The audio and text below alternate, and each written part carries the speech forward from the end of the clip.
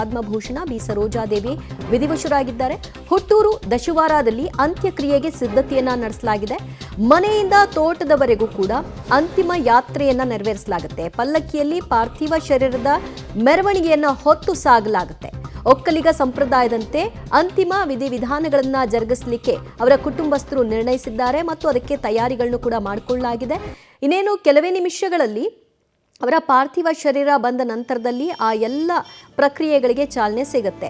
ಈಗ ಆರಂಭದಲ್ಲಿ ಗಾಂಧಿ ಭವನದ ಬಳಿ ಅಂತಿಮ ದರ್ಶನಕ್ಕೆ ವ್ಯವಸ್ಥೆ ಮಾಡ್ತಾರೆ. ಯಾಕಂದರೆ ಅವರು ತಮ್ಮ ಹುಟ್ಟೂರಿಗೆ ಬರ್ತಾರೆ, ಇಲ್ಲಿ ಅವರ ಅಂತಿಮ ದರ್ಶನ ಮಾಡಬೇಕು ಅಂತ ನಿನ್ನೆಯಿಂದಲೂ ಕೂಡ ಆ ಗ್ರಾಮದ ಆ ಜಿಲ್ಲೆಯ ಜನ ಕಾಯ್ತಾ ಇದ್ರು. ಅವರ ಸಿನಿಮಾಗಳ ಮೂಲಕವಾಗಿ ಹೇಗೆ ಅವರ ಹೆಸರುವಾಸಿಯೋ ಅಷ್ಟೇ ಅವರು ಸಾಮಾಜಿಕ ಕಾರ್ಯಗಳಲ್ಲೂ ಕೂಡ ತೊಡಗಿಕೊಳ್ತಾ ಇದ್ರು. ಸಮಾಜ ಕಳಕಳಿಯನ್ನು ಕೂಡ ಹೊಂದಿದ್ರು. ಈ ವಿಷಯದಲ್ಲೂ ಕೂಡ ಆ ಭಾಗದ ಜನರ ಗಮನವನ್ನು ಸೆಳೆದಿದ್ದಾರೆ, ಹೃದಯದಲ್ಲಿ ಸ್ಥಾನವನ್ನು ಗಿಟ್ಟಿಸಿದ್ದಾರೆ. ಆ ಕಾರಣದಿಂದಾಗಿ ಇವತ್ತು ಅವರನ್ನ ಕಡೆಯದಾಗಿ ನೋಡುವಂತಹ ಕ್ಷಣ. ಯಾಕಂದರೆ ಮತ್ತೆ ಅವರಿನ್ನು ಜೀವಂತವಾಗಿ ಆ ಊರಿಗೆ ಬರೋದಿಲ್ಲ. ಮತ್ತೆ ಆ ಲವಲವಿಕೆ, ಆ ನಗುಮುಖ, ಆ ಮುತ್ತು ಪೋಣಿಸಿದಂತಹ ಮಾತು ಇವೆಲ್ಲವೂ ಕೂಡ ನೆನಪು ಮಾತ್ರ. ಕೆಲವೇ ಕ್ಷಣಗಳಲ್ಲಿ ಅಂತ್ಯಕ್ರಿಯೆಯನ್ನ ನೆರವೇರಿಸ್ತಾರೆ ಸರೋಜಾದೇವಿಯವರದ್ದು. ಹುಟ್ಟೂರು ದಶವಾರ ತಲುಪಿದೆ ಸರೋಜಾದೇವಿಯವರ ಪಾರ್ಥಿವ ಶರೀರ. ಕೆಲವೇ ಕ್ಷಣಗಳಲ್ಲಿ ನಡೆಯುತ್ತೆ ಸರೋಜಾದೇವಿಯವರ ಅಂತ್ಯಕ್ರಿಯೆ. ಅಂತ್ಯಕ್ರಿಯೆಯ ಹಿನ್ನೆಲೆಯಲ್ಲಿ ಈಗ ಹುಟ್ಟೂರಿನಲ್ಲಿ ಶೋಕ ಆವರಿಸಿದೆ ಮತ್ತು ಯಾವ ರೀತಿಯಾಗಿ ಒಕ್ಕಲಿಗ ಸಂಪ್ರದಾಯದಲ್ಲಿ ವಿಧಿವಿಧಾನಗಳನ್ನು ನೆರವೇರಿಸ್ತಾರೋ ಅದಕ್ಕೆ ತಯಾರಿಗಳನ್ನು ಕೂಡ ಕುಟುಂಬಸ್ಥರು ಮಾಡಿಕೊಂಡಿದ್ದಾರೆ. ಪಲ್ಲಕ್ಕಿಯು ಕೂಡ ಈಗ ಹೂವಿನಿಂದ ಸಜ್ಜಾಗಿರೋದನ್ನ ನೋಡಬಹುದು. ಅಂದರೆ ಅವರ ಮನೆ ಏನಿದೆ ಆ ಮನೆಯಿಂದ ಮೊದಲು ಈ ಮನೆಗೆ ತೆಗೆದುಕೊಂಡು ಹೋಗ್ತಾರೆ. ಹೊರಭಾಗದಲ್ಲಿ ಪಾರ್ಥಿವ ಶರೀರವನ್ನು ಇಡ್ತಾರೆ.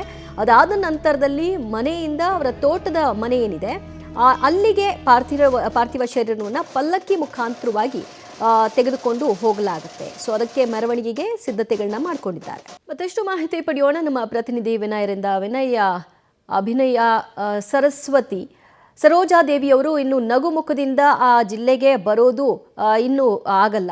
ಬಟ್ ಅವರನ್ನ ಕೊನೆಯದಾಗಿ ನೋಡಬೇಕು ಅಂತ ಬಹಳ ಬೇರೆ ಬೇರೆ ಊರುಗಳಿಂದಲೂ ಕೂಡ ಜನ ಬರ್ತಾ ಇದ್ದಾರೆ ಅಂತ ವಿಚಾರ. ಸದ್ಯ ಹೇಗಿದೆ ಅಲ್ಲಿ ಶೋಕ ಮತ್ತು ಈಗಾಗಲೇ ರೀಚ್ ಆಗಿದೆ ಪಾರ್ಥಿವ ಶರೀರ. ಈಗ ಮುಂದಿನ ಪ್ರಕ್ರಿಯೆಗಳೇನು?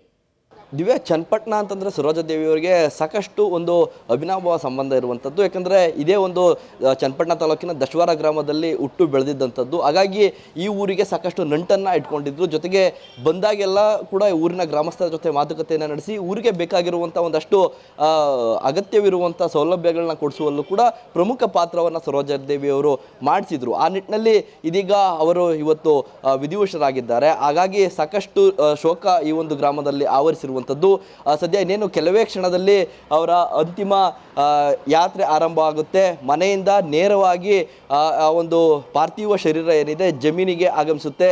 ಜಮೀನಿನಲ್ಲಿ ಅಂತ್ಯಕ್ರಿಯೆಗೆ ಈಗಾಗಲೇ ಎಲ್ಲ ರೀತಿಯ ಸಿದ್ಧತೆಗಳನ್ನು ಮಾಡ್ಕೊಳ್ಳಲಾಗ್ತಾ ಇರುವಂಥದ್ದು. ಜಿಲ್ಲಾಧಿಕಾರಿ ಸೇರಿದಂತೆ ಸಾಕಷ್ಟು ಹಿರಿಯ ಅಧಿಕಾರಿಗಳು ಕೂಡ ಇಲ್ಲಿ ಭೇಟಿ ನೀಡಿ ಎಲ್ಲವನ್ನು ಕೂಡ ಪರಿಶೀಲನೆ ಮಾಡಿ ಅಂತಿಮ ಸಂಸ್ಕಾರಕ್ಕೆ ಬೇಕಾದಂತೆ ಎಲ್ಲ ರೀತಿಯ ಸಿದ್ಧತೆಗಳನ್ನ ಮಾಡ್ಕೊಂಡಿದ್ದಾರೆ. ಬಹಳ ಪ್ರಮುಖವಾಗಿ ಸಕಲ ಸರ್ಕಾರಿ ಗೌರವವನ್ನು ಕೂಡ ಅವರಿಗೆ ಸಲ್ಲಿಸಲಾಗುತ್ತೆ. ಪದ್ಮಶ್ರೀ ಪುರಸ್ಕೃತರಾಗಿರುವಂಥ ಹಿನ್ನೆಲೆಯಲ್ಲಿ ಸಂಪೂರ್ಣವಾಗಿ ಸರ್ಕಾರಿ ಗೌರವವನ್ನು ಸಲ್ಲಿಸಬೇಕು ಅಂತ ಆದೇಶ ಆಗಿದೆ. ಆ ನಿಟ್ಟಿನಲ್ಲಿ ಸರ್ಕಾರಿ ಗೌರವವನ್ನು ಸಲ್ಲಿಸಲಿಕ್ಕೆ ಪೊಲೀಸ್ ಇಲಾಖೆಗಳು ಕೂಡ ಸಜ್ಜಾಗಿರುವಂಥದ್ದು. ಅವರು ಒಂದು ಅಂತ್ಯಕ್ರಿಯೆಗೂ ಮುನ್ನ 3 ಸುತ್ತು ಗುಂಡನ್ನು ಹಾರಿಸಲಾಗುತ್ತೆ. ಜೊತೆಗೆ ಪೊಲೀಸ್ ಬ್ಯಾಂಡ್ ಕೂಡ ಇಲ್ಲಿ ಸ್ಥಳಕ್ಕೆ ಆಗಮಿಸಿ ಸಿದ್ಧತೆಗಳನ್ನು ಮಾಡಿಕೊಂಡಿದ್ದಾರೆ.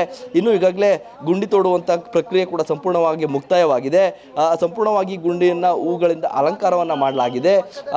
ಏನು ಪಾರ್ಥಿವ ಶರೀರ ನೇರವಾಗಿ ಮನೆಯಿಂದ ಮೆರವಣಿಗೆ ಮೂಲಕ ಇಲ್ಲಿ ಬಂದು ಇಲ್ಲಿ ಈ ಒಂದು ಗುಂಡಿಯಲ್ಲಿ ಕೆಳಗಡೆ ಬಾಳೆ ಎಲೆಯನ್ನು ಹಾಸಲಾಗುತ್ತೆ. ಆ ಬಳಿಕ ಅವರ ಪಾರ್ಥಿವ ಶರೀರವನ್ನು ಅದರ ಮೇಲೆ ಇಟ್ಟು ಬಳಿಕ ಅದರ ಸುತ್ತ ಉಪ್ಪನ್ನು ಕೂಡ ಹಾಕಲಾಗುತ್ತೆ. ಈ ಊರಿನ ದಶವಾರ ಗ್ರಾಮದ ಒಂದು ಸಂಪ್ರದಾಯ ಏನಿದೆ ಆ ಒಂದು ಗ್ರಾಮದ ಸಂಪ್ರದಾಯದಂತೆ ಎಲ್ಲ ರೀತಿಯ ಅಂತಿಮ ವಿಧಿವಿಧಾನಗಳು ಕೂಡ ನಡೆಯುವಂಥದ್ದು. ಅವರ ಮಗ ಗೌತಮ್ ಏನಿದ್ದಾರೆ ಅವರ ನೇತೃತ್ವದಲ್ಲೇ ಸಂಪೂರ್ಣವಾಗಿ ಅಂತಿಮ ಕಾರ್ಯಗಳು ಕೂಡ ನಡೀತವೆ. ಈಗಾಗಲೇ ಪೊಲೀಸ್ ಇಲಾಖೆ ಹಾಗೂ ಪೊಲೀಸ್ ಬ್ಯಾಂಡ್ ಇಬ್ಬರು ಕೂಡ ರೆಡಿಯಾಗಿರುವಂಥದ್ದು. ಸಕಲ ರೀತಿಯಲ್ಲೂ ಕೂಡ ಸರ್ಕಾರಿ ಗೌರವವನ್ನು ಸಲ್ಲಿಸಲಿಕ್ಕೆ ಸಿದ್ಧತೆಯನ್ನು ಮಾಡ್ಕೊಳ್ತಿದ್ದಾರೆ.